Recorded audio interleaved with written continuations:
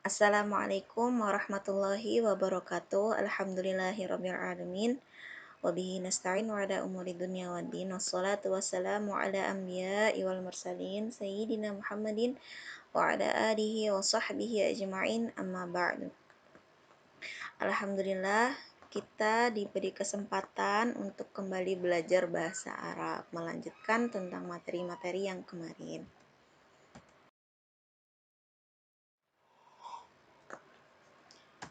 Masih sama, tetap di sini kita belajar tentang al-jumlatu al-ismiyah atau jumlah ismiyah.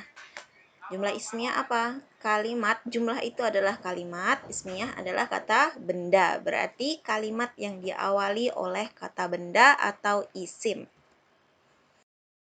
Nah, kita sudah mempelajari kata ganti nama orang, ad-dhamairul munfasilah. Lalu kita juga sudah loncat ke isim alam, nama benda tertentu. Minggu kemarin kita belajar tentang al-mu'arraf bi alif lam. Jadi lafaz-lafaz yang mengawali jumlah ismiyah dari yang 3 lafaz ini sudah kita pelajari. Sekarang kita lanjut ke lafaz yang keempat, yaitu asmaul isyarah atau kata penunjuk. Nah, ini untuk kata tunjuk. Misalkan kalau dalam bahasa Indonesia itu, kalau kata petunjuk itu, ini, itu, di sana tuh, ini, itu adalah kata penunjuk ya. Tapi kalau dalam bahasa Arab, seperti biasa, ada untuk laki-laki, ada untuk perempuan, ada untuk 1 orang, ada untuk 2 orang, dan ada untuk 3 orang atau lebih. Itu ya perbedaannya antara bahasa Indonesia dan bahasa Arab. Ini ada di halaman 191. Silahkan dicek halamannya, dibuka bukunya, sambil mendengarkan penjelasan Ustazah, sambil dilihat juga bukunya ya. Kata penunjuk atau asmaul isyarah, ini artinya adalah kata penunjuk. Nah, sekarang pembagian asmaul isyarah terbagi menjadi 2. Ada lil qarib atau untuk dekat, terjemahnya itu biasanya ada ini.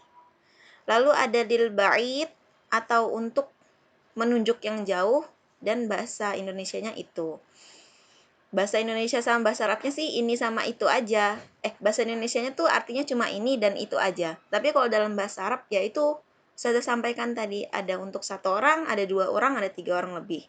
Ada untuk laki-laki, ada untuk perempuan. Tapi terjemahnya 2 ini aja, bisa ini atau itu. Pembagiannya kalau untuk dekat, kita nunjuk sesuatu yang dekat dengan kita, namanya lil qorib atau untuk dekat. Kalau kita menunjuk sesuatu yang jauh, bendanya, seseorang itu dari kita, berarti menggunakan lil ba'id. Sekarang kita lanjut melihat apa aja nih untuk lil qorib dan lil ba'id. Pertama untuk lil qorib dulu. Lil qorib atau ini, lil muzakkar atau untuk laki-laki, ada 3 jenis. Zani, ulai. Ini anunya ya. Untuk 1 laki-laki za, 2 orang laki-laki zani, 3 ulai. Tapi karena ini di sini, maka kita tambahin ha. Ha tuh ini nah, di sini nah gitu. Hadza ini. Hadzani ini tapi 2 orang laki-laki. Haulai 3 laki-laki atau lebih ininya. Gitu ya. Hadza, hadzani, haulai. Contoh kalimatnya, kita mau menyampaikan sebuah kalimat nih. Ini adalah seorang muslim. Yang kita tunjuk nih 1 orang laki-laki aja. Ini adalah seorang muslim. Maka jadinya seperti ini. Hadza muslimun. Coba kita kembangkan lagi nih. Ini adalah orang muslim yang pintar di dalam agama. Di dalam persoalan agama. Dia pintar dalam persoalan-persoalan agama. Gimana bahasa Arabnya? Hadza muslimun alimun fiddini. Gitu ya. Untuk pengembangannya? Pengembangannya itu paling ditambahin sifat atau ditambahin jar majrur, tapi intinya mubtada khobarnya apa? Kalimat pendeknya itu ya seperti ini, hadza muslimun. Kalau mau dikembang-kembangkan ya tambahin aja. Tambahin sifat, tambahin jar majrur, tambahin sifat lagi misalkan gitu ya. Pengembangan-pengembangannya. Kalau dua orang kalau dua orang jadinya hadzani muslimani. Dua orang ini adalah dua orang muslim. Sama artinya hadza sama hadzani tetap ini. Tetapi perbedaannya nanti di sini. Di bagian khobarnya. Kalau muslimnya ada dua orang, kalau dua orang muslim kan muslimani. Maka ininya kita menggunakan yang untuk dua orang. Untuk dua orang tadi apa? Hadzani. Ini adalah dua orang muslim. Hadzani muslimani. Kalau muslimnya tiga orang ustazah, jadinya muslimuna gitu kan ya. Kalau misalkan ada banyak sekali orang muslim jadinya muslimuna. Ini adalah orang-orang muslim. Maka ininya karena orang muslimnya ada banyak, maka ininya kita gunakan yang ketiga. Haulai muslimuna. Gitu ya, dalam menerjemahkan isim isyarah ini, kita akan mempelajari isim isyarah banyak sekali rumusan-rumusan dan pengembangan-pengembangannya. Nanti cara untuk menerjemahkan menerjemahkan kalimat isim isyarah ini, kita tentukan dulu orangnya. Kita terjemahin dulu orangnya. Muslimun kah, muslimani, atau muslimuna, atau muslimatun, muslimatani, muslimatun. Nah, kita terjemahkan dulu ininya. Setelah kita terjemahkan, baru kita tentukan menggunakan ini yang mana. Ini satu orang laki-laki atau jangan-jangan ini satu orang perempuan. Ya, atau menggunakan dua atau tiga. Nah, baru kita pilih di antara isim-isim isyarah ini. Terjemahkan dari yang orangnya dulu. Ada berapa dan jenisnya bagaimana, laki-laki atau perempuan. Kalau untuk perempuan, lil mu'annas atau untuk perempuan juga ada tiga, sama seperti laki-laki. Tapi berbeda. Tani dan ulai. Ditambahin hadhihi, hatani, haulai. Nah, ini untuk ini perempuan satu orang, dua orang, dan tiga orang. Misalkan contoh kalimatnya. Hadhihi muslimatun. Ini adalah seorang muslim perempuan. Hadhihi muslimatun. Kalau muslimahnya dua orang ustazah. Hatani muslimatani gitu ya. Nah, dalam menerjemahkan ininya, menentukan ininya itu, lihat kalimat muslimnya dulu berapa orang. Baru kita pilih ininya menggunakan yang mana. Kalau tiga orang, muslimnya sama seperti laki-laki haulai juga. Bedanya nih aja, haulai muslimatun. Jadi untuk untuk isim isyarah lil mudzakkar ada hadza, hadzani, haulai. Isim isyarah lil qarib lil muannas ada hadhihi, hatani, haulai. Jadi ini adalah 6 isim isyarah lil qarib untuk laki-laki dan perempuan. Sekarang kita lanjut isim isyarah lil ba'id atau untuk jauh atau itu ya terjemahnya. Lil ba'id lil mudzakkar itu untuk laki-laki ada dzalika satu orang, dzanika dua orang, ulaika tiga orang atau lebih. Ya, ada tiga juga dia. Contoh kalimatnya. Dzalika muslimun. Itu adalah seorang muslim, gitu ya. karena nanti dzalika muslimun itu adalah seorang muslim. Kalau muslimnya 2 orang jadinya dzanika muslimani. Itu adalah 2 orang muslim. Jadi sama seperti ini. Artinya sama. Dzalika, dzanika, ulaika artinya tuh itu aja. Karena dalam bahasa Indonesia kan tidak menentukan ini itunya tuh 1 orang laki-laki, 1 orang perempuan, atau ada 1 orang, 2 orang, atau 3 orang terlebih, tidak ada. Artinya tetap ini atau itu. Tapi untuk bahasa Arab berbeda. Ulaika muslimuna. Itu adalah orang-orang muslim. Kalau perempuan ada 3 juga lil muannats.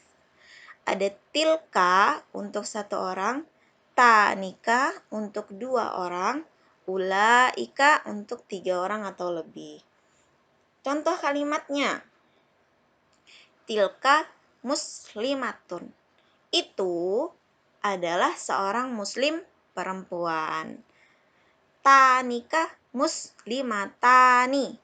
Itu adalah 2 orang muslim perempuan.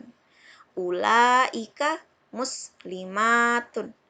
Itu adalah banyak orang muslim perempuan. Banyak muslimah perempuan. Muslimah udah perempuan ya. Banyak muslimah gitu ya. Itu adalah banyak muslimah. Para muslimah gitu. Jadi untuk lil bait, lil mudzakkar dan lil muannas itu jumlahnya ada 6. Dzalika, dzanika, ulaika. Tilka, tanika, ulaika. Sama ulaikanya untuk 3 orang laki-laki dan perempuan tetap sama ulaika. Berbedanya cuma di bagian 1 dan 2-nya saja. Nah, ini jadi asmaul isyarah atau isim-isim isyarah itu jumlahnya ada 12. Kalau digabung lil qarib, lil ba'id, mudzakkar dan muannas semuanya ada 12. Ada lagunya nih. Kalian di dasar 2 udah diajarin nggak ya lagunya ini? Coba ya kita nyanyikan. Hadani haulai, hadihi hatani haulai, dzalika ulaika, tilka tanika ulaika. Biar lebih enak ngapalinnya pakai gitu. Dan ini hadihi ya untuk perempuan. Hadani haulai, hadihi hatani haulai. Ini 6 untuk lil qorib. Artinya ini. Semua ke-6 ini artinya ini. Lil ba'id, dzalika, dzanika, ulaika, tilka, tanika, ulaika. Ke-6 ini artinya itu. Isim isyarah untuk penunjuk jauh ya. Penunjuk dekat yang ini, penunjuk jauh yang ini. Hadani haulai, hadihi hatani haulai, dzalika dzanika ulaika, tilka tanika ulaika. Sekarang hukum alif lam di dalamnya. Di dalam isim isyarah itu asmaul isyarah. Coba kita baca ini ya. Bila setelah isim isyarah tidak diberi alif lam, berarti menjadi khobar mubtada dari isim isyarah tersebut. Nah, gimana maksudnya nih? Jadi kan tadi kita pelajari di atas itu contoh kalimatnya seperti hadza muslimun, hadza muslimani gitu ya. Hadza muslimuna gitu. Hadhihi muslimatun, hatani muslimatani, haulai muslimatun.